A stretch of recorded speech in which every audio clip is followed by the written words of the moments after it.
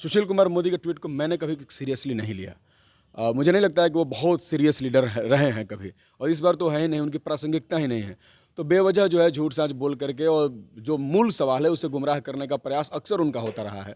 तो हम लोग उसको बहुत सीरियसली और गंभीरता से नहीं ले रहे। अभी सरकार में नीतीश कुमार मुख्यमंत्री ज़रूर हैं, लेकिन वो अगल बगल दो उप मुख्यमंत्री लगा दिए हैं, तो पहली बार हुआ है ना। क्या ज़रूरत पड़ी? हम कह रहे हैं कि इतने दिनों से एनडीए का गवर्नमेंट चल रहा है, 2005 से ही आज तक तो 2 डिप्टी सीएम नहीं हुए। आप ही सोचिए कि इस बार ऐसी कौन सी बात हो गई कि दो डिप्टी सीएम देने पड़े। तो सोचिए, ये पूरे के पूरे नीतीश कुमार को ग्रिप में रखा गया है, तो इसलिए इस सरकार के नहीं चलने की संभावनाएं ज़्यादा हैं।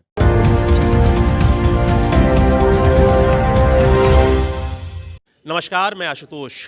बिहार में फिर से हंगामा शुरू है क्योंकि जो सरकार पहले जो बन रही थी उसको लेकर जितना आपको कहा गया, जिस तरीके से जो महागठबंधन को जितनी सीटें आई, उसके बाद उन्होंने आरोप लगाया कि जो सरकार बननी है एनडीए को, उस पर उनको लग रहा है कि पूरी तरीके से सच्चाई नहीं है। उसके बाद कल भी हंगामा देखने को मिला, किस तरीके से जो स्पीकर का पद है उसको लेकर महागठबंधन ने भी अपना उम्मीदवार दे दिया विजय सिन्हा के खिलाफ। तो उस वक्त आज वोटिंग हुई और लेकिन एनडीए उसमें जो अपना स्पीकर बनाना चाहते विजय कुमार सिन्हा को, उन्हें बनाने में वो कामयाब रही। लेकिन आज भी कई घटनाक्रम हुए, कई सारे आरोप लगे नीतीश कुमार और मुकेश सहनी के प्रेजेंट होने के, एमएलसी के प्रेजेंट होने के। तो हमारे साथ इस वक्त सीपीआई-एमएल के आपको विधायक अजीत जी हैं। अजीत जी, आप बताइए कि आज क्या हुआ? आप लोग गए थे, आज स्पीकर का चुनाव होना था ध्वनि मत से, तो क्या क्या घटनाक्रम हुई, कैसे कैसी चीज़ें हुई? देखिए, आज स्पीकर का चुनाव होना था, लेकिन कल से ही तय हो चुका था कि हम लोग भी अपना स्पीकर का कैंडिडेट देंगे और नॉमिनेशन भी हो गया था। तो आज स्पीकर का चुनाव होना था, इलेक्ट करना था जो हाउस के मेंबर थे। तो हमने देखा कि यहाँ चुनाव तो होना है, लेकिन इसमें ऐसे भी मेंबर बैठे हुए हैं जो कि हाउस के इलेक्टेड मेंबर नहीं हैं, लेकिन प्रोविज़न तो यही है कि जो हाउस के लिए इलेक्ट हुए हैं, जिनको जनता ने चुना है, वहीं स्पीकर का चुनाव करेंगे। तो इसमें बहुत सारे एमएलसीज थे और कई तो ऐसे थे जो कुछ भी नहीं थे, लेकिन सरकार ने पिछले दरवाजे से उनको मंत्री बना दिया है, बाद में उनको कुछ बना दिया जाएगा। तो हमने पहला सवाल यही उठाया। हमने कहा कि ऐसे तो नहीं होगा, ऐसे तो आप जो है मैनिपुलेट भी कर सकते हैं वोट को, इसलिए इनको पहले बाहर किया जाए।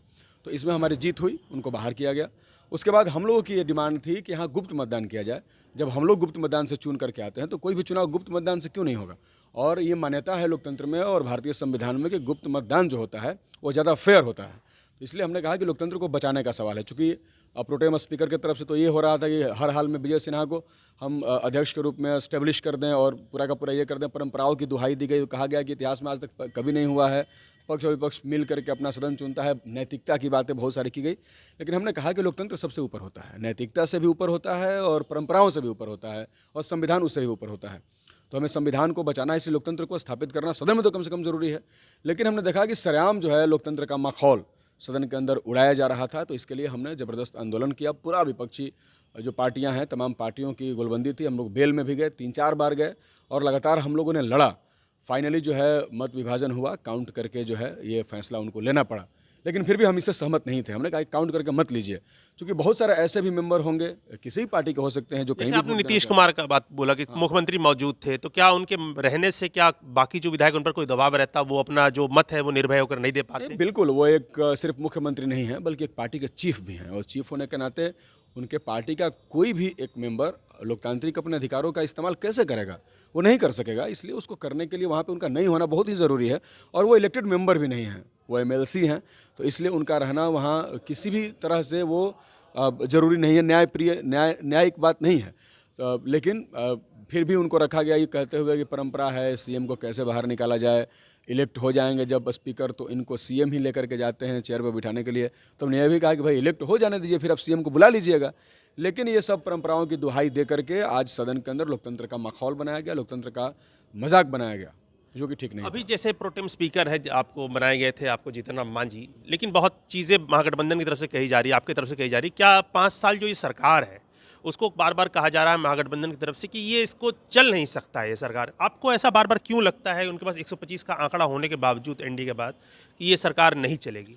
देखिए, इसलिए कि हम लोगों को ये मालूम है कि भारतीय जनता पार्टी जो है, जो कि अभी सरकार की का जो गठबंधन है उसमें सबसे बड़ी पार्टी है, तो वो जैसे करने की कोशिश करेगी, वो पूरी की पूरी। अभी सरकार में नीतीश कुमार मुख्यमंत्री ज़रूर हैं, लेकिन वो अगल बगल दो उप मुख्यमंत्री लगा दिए हैं, तो पहली बार हुआ है ना। क्या ज़रूरत पड़ी? हम कह रहे हैं कि इतने दिनों से एनडीए का गवर्नमेंट चल रहा है, 2005 से ही आज तक तो 2 डिप्टी सीएम नहीं हुए। आप ही सोचिए कि इस बार ऐसी कौन सी बात हो गई कि दो डिप्टी सीएम देने पड़े। तो सोचिए, ये पूरे के पूरे नीतीश कुमार को ग्रिप में रखा गया है। तो इसलिए इस सरकार के नहीं चलने की संभावनाएं ज़्यादा हैं कि बीजेपी अपना सांप्रदायिक जो उनका मुद्दा है वो उसको बिहार के अंदर लागू करने का प्रयास करेगी। और हमें उम्मीद है कि उधर भी कुछ ऐसे लोग हैं जो सांप्रदायिक जो उनका एजेंडा है उससे वो इत्तेफाक नहीं रखते हैं। तो हो सकता है कि वैसे लोग उस समय उसको एक्सेप्ट नहीं करें। कल पूर्व उप मुख्यमंत्री सुशील कुमार मोदी, जो अब इसमें तो मंत्री नहीं बने हैं, उन्होंने एक बहुत बड़ा आरोप लगाया, एक वीडियो भी शेयर किया, काफ़ी सोशल मीडिया में वायरल हो रहा है, किस प्रकार से लालू प्रसाद यादव जी का फ़ोन कॉल जा रहा है उनके विधायकों को और उनको तोड़ने की कोशिश की जा रही। तो क्या आप लोग डिस्टेबलाइज करना चाहते हैं एनडीए की गवर्नमेंट को? नहीं, देखिए, पता नहीं, हम लोग पहले स्टूडेंट थे, आज एमएलए हैं। एमएलए नहीं थे तब भी सुशील कुमार मोदी के ट्वीट को मैंने कभी सीरियसली नहीं लिया। मुझे नहीं लगता है कि वो बहुत सीरियस लीडर रहे हैं कभी, और इस बार तो है ही नहीं, उनकी प्रासंगिकता ही नहीं है। तो बेवजह जो है झूठ साँच बोल करके और जो मूल सवाल है उसे गुमराह करने का प्रयास अक्सर उनका होता रहा है।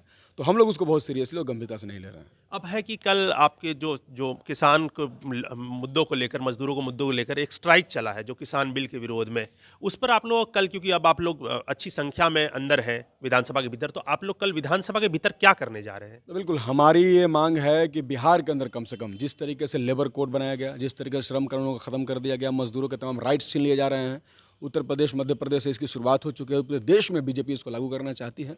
तो बिहार की सरकार से हमारी ये मांग है कि कम से कम बिहार के मजदूरों को राहत दिया जाए, बिहार के मजदूरों को उन श्रम कानूनों के हवाले नहीं किया जाए और बिहार के विधानसभा ये फिक्स करे कि वो श्रम कानून बिहार में नहीं लागू होंगे। इसके अलावा जो 3 किसानों का बिल लोकसभा में पास कर लिया गया कोरोना के नाम पर, जिसमें एमएसपी खत्म कर दिया जाएगा, मंडी खत्म कर दिया जाएगा, जो आवश्यक वस्तु रहे हैं दलहन, चावल, ये सब जो बहुत ही गरीबों के लिए ज़्यादा ज़रूरी हैं, जो कि बहुत आवश्यक हैं, जिसकी कालाबाजारी नहीं की जा सकती थी, तो इन सब चीज़ों को ख़त्म कर दिया गया। तो हमारी ये मांग है कि बिहार विधानसभा कम से कम किसानों का जो बिल है और लेबर कोड जो नया लागू हो रहा है इसको खारिज करे और ये तय करे कि बिहार के अंदर इसको हम लागू नहीं होने देंगे। ठीक है, धन्यवाद। तो बातों से चीज़ें साफ है कि सीपीआई-एमएल पार्टी और इनके जितने युवा विधायक हैं वो इतनी चीज़ों को आसानी से जाने देने वाले नहीं हैं। आने वाले दिन जो बिहार विधानसभा के में बहुत सारे हंगामे भरे हो सकते हैं और बहुत सारी चीज़ें आपको देखने को मिल सकती है। लगातार हम खबरों से नई अपडेट देते रहेंगे। नमस्कार।